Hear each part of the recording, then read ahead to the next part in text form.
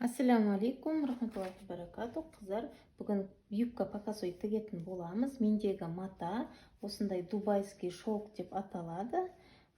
2 метр мата алдым. Енді бізге тек қана 2 өлшем қажет болады. Яғни бөксенің айналымы, обхват бедр. Обхват бедрі бізде 93. Оны бөлемін 4-ке. Сонда 23,5 шығады. Міне бір өлшем. Содан кейін екінші өлшем длина юбки. Длина юбка менде 85 болады. Соған 3 сантиметр резинкаға қосамын, 1 сантиметр тігіске қосамын. Сонда 89 сантиметр. Осы екі өлшем арқылы қазір юбкамызды пішетін боламыз. Қыздар, міне матамызды осылай екіге бүктеміз. Орамал сияқты. Орамал сияқты етіп, осылай бүктеп жатқызып аламыз. Енді қараңыздар, осы жерден біздер белімізді сызу керекпіз. Ол үшін мынағы бөксені 4-ке бөлгендегі сан бар ғой, менің жағдайымда 23,5. Соны осы жерге белгілеймін. Жоғарғы жақтан поясқа 3 сантиметр қалдырып, төменірек алсаңыздар да болады, немесе поясқа етек жағынан қалдырсаңыздар да болады. Мен етек жағынан қалдырамын. Сол үшін мына жерде міне тақап осылай 23,5-ті осы жерден сызып аламыз. Бұл біздің беліміз болады. Неке. Енді юбкамыздың ұзындығы. Менің жағдайымда юбканың ұзындығы 89. 90 қылып ала беремін, 1 сантиметр. Қосып жіберіп, 90 қылып ала беремін. Неке, осы жерден келіп тұр. Енді төменгі жақтағы юбканың етегін мен 50 сантиметр қылып алғым келіп тұр. 40 сантиметр, 35 сантиметр қылып алсаңыздар да болады. Мен 50 қылып алам. Егерде қатты кең болып, широкой болып кетіп жатса, оны қысқарта қоюға болады. Неке, 50. Енді қыздар қараңыздар. Мына точкамен мына етектің точкасын бірге қосып аламыз. Неке? Екеуін қосып алдық. Енді осы 90 сантиметр ұзындығымыздың қақ ортасын табамыз. Менде 45 сантиметр. Қақ ортасы 45. Осы жерден бұлай қарай, ішке қарай. Мына жағы менде 23,5 болды ғой. 23,5. Мына жақта 2 сантиметрде қосып, 24,5, 25,5 қылып. Примерно 25,5 осы жерден келіп тұр. Белгілеп аламын. Мінекей. Енді осы аралықпен осы аралықты қосамын. Белімізбен осы аралықты қосып аламын.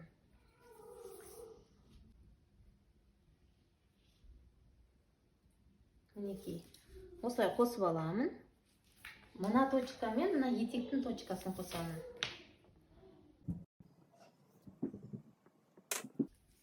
Мінекей. Осылай қосып аламыз. Енді қыздар қараңыздар. Мына нүктеден ішке қарай 5 сантиметрді белгілеймін. Ішке қарай міне 5 сантиметрді белгілеймін. Осы 5 сантиметрмен мына жерді доғал етіп, яғни бөксені сызып шығамыз. Егерде линейкаңыз болса, арнайы сонымен сызуға болады, болмаса мен сияқты қолмен сызсаңыздар болады. Бүйтіп қосамыз. Мына жақтан 2 сантиметр төменге қарай сызып, мына жерді де беліміздің формасын келтіріп сызып аламыз.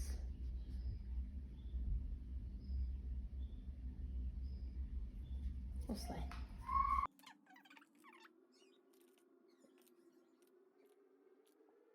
Міне мына жақта менде ұзындығым юбкамның 90 ғой. Енді мына жақтан да 90 болу керек. Тегістеп аламын. Примерно бір 2 сантиметрге осылай қосып аламыз.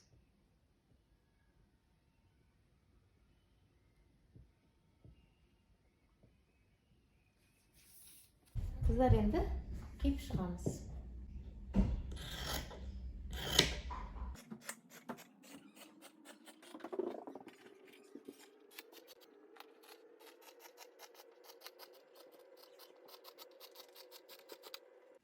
Қыздар, міне матамның екінші жартысы бар, соны осылай үшбұрышты етіп орамал сияқты етіп жайып алдым.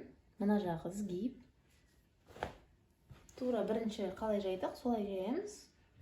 И жаңа юбкамыз осылай үстіне қоямыз. Бір жағы.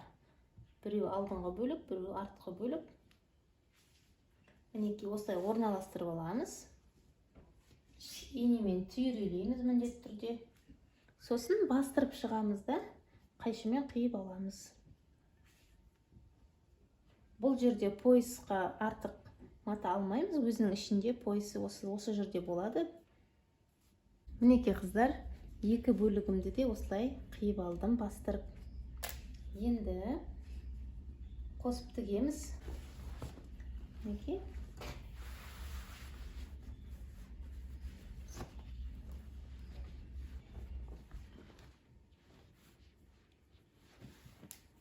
Қосып тігеміз. Екі жанын тігіп аламыз. Міндетті түрде сосын оверлоктаймыз. Етегін, белін оверлоктап аламыз. Біз юбкамыздың екі жанын тігіп алдық оверлокпен, және жоғарғы жағын осылай тігіп алдым. И етек жағында оверлоктап тігіп алдым. Бізге резинка қажет болады. Резинканың ені менде 3 сантиметр, ұзындығы бұның. Бел айналымыңызды өлшейсіз, әркім өзінің. Содан 5-6 сантиметрге азайтамыз, яғни кем болу керек. Осы жерін қосып тігіп аламыз.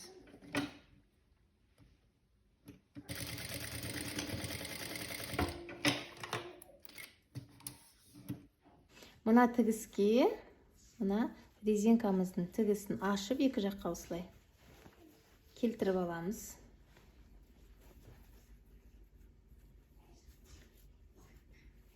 Инемен түйрелейміз.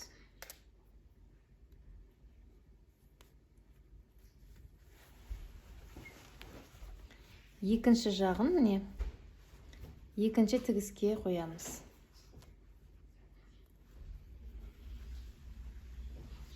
Ол жерді де инемен түйрелейміз.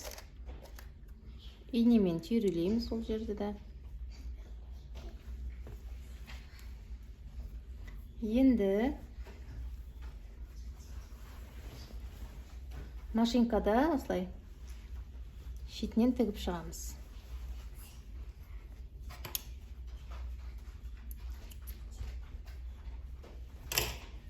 Түзеу тігіспен шетінен тігіп аламыз.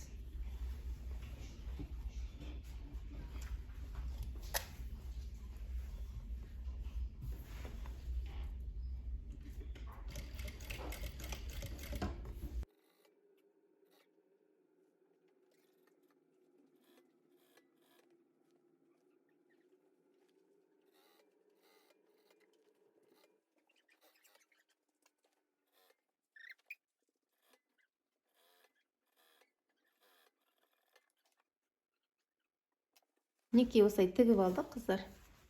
Почти сборка болмайды, көріп тұрғандарыңыздай, мінекей. Енді қыздар қараңыздар, ішке қарай қайырамыз да. Міне. Кішкене мына жерден тігіс түсіреміз екі жағынан да. Мінекей.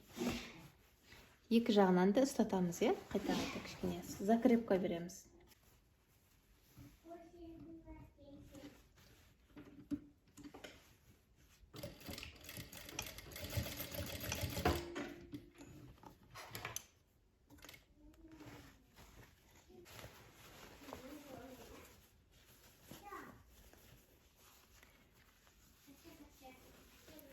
екінші жағынан да закрепка береміз кішкене.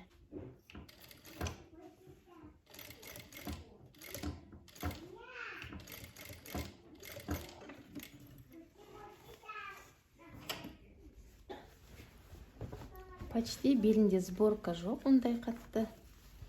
Мінекей беліміз. Осылай тігіп алдым осы жерінен.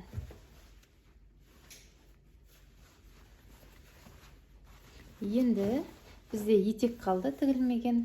Етегімізді просто мына оверлоктан, оверлоктың шетімен ғана тігіп шығамыз.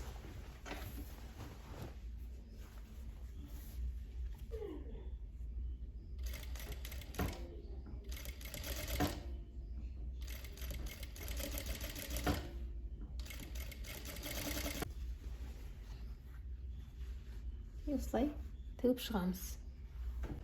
Қыздар, міне етегімді тігіп алдық осылай қылып. Осымен біздің юбкамыз дайын. Неке қыздар, біздің осымен юбкамыз дайын.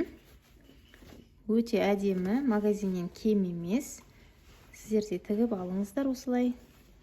Фотоотчет беруді ұмытпаңыздар. Пайдаларыңызға жарасын.